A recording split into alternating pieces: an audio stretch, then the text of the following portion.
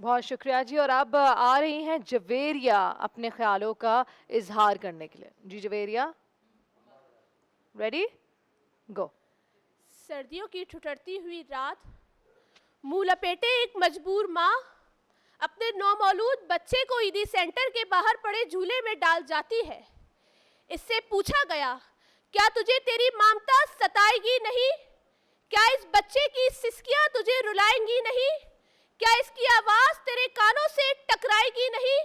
تو وہ مجبور ماں کپ کپاتے ہوئے ہونٹوں سے جواب دیتی ہے کہ مجھے میرے پیٹ کی بھوک تو برداشت ہے, لیکن اس بچے کا بھوک سے بلکنا مجھ سے دیکھا نہ گیا. اور جناب والا دوسری جانب شہر لاہور میں بشرا نامی خاتون غربت کے ہاتھوں تنگ آ کر اپنے دونوں بچوں سمیت ریل گاڑی کے آگے لیٹ جاتی ہے اور حاکم وقت سے یہ سوال کرتی ہے کہ کیا انسانی جانوں کی یہی قیمت ہے؟ اور جناب والا نشتر ہسپتال ملتان کے باہر ایک بوڑھا فقط 2 کلو آٹے کے عوض اپنا خون بیچتا دکھائی دیتا ہے اور یہ حاکم وقت سے سوال کرتا ہے کہ کیا انسانی جانوں کی یہی قیمت ہے اور کیا روٹی اتنی مہنگی ہے؟ مگر جناب والا ذرا ٹھہریے گا, میں تو وہ مجبور ماں ہوں جو فقط 1000 روپے کی خاطر قطاروں میں لگ کے اپنی جان کی بازی ہار جاتی ہے اور اپنے بچوں کو روتا سسکتا بلکتا چھوڑ جاتی ہے اور حاکم وقت کے لیے سوالیہ نشان بن جاتی ہے,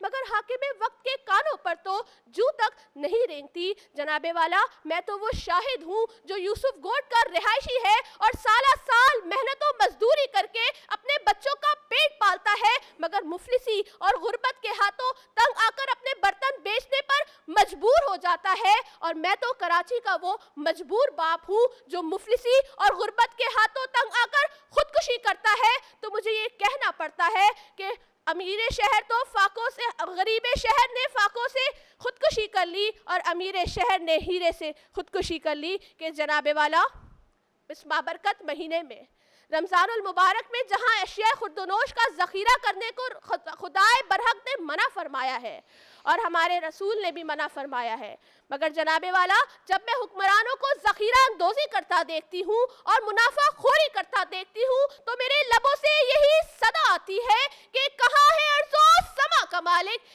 کہ چاہتوں کی رگیں کرے دے. ہوس کی سرخی رخ بشر کا حسین غازہ بنی ہوئی ہے, کوئی مسیحا ادھر بھی دیکھے, کوئی تو چارہ گری کو اترے, افق کا چہرہ لہو میں تر ہے, زمیں جنازہ بنی ہوئی ہے, زمیں جنازہ بنی ہوئی ہے. آپ سب کی سماعتوں کا بہت شکریہ.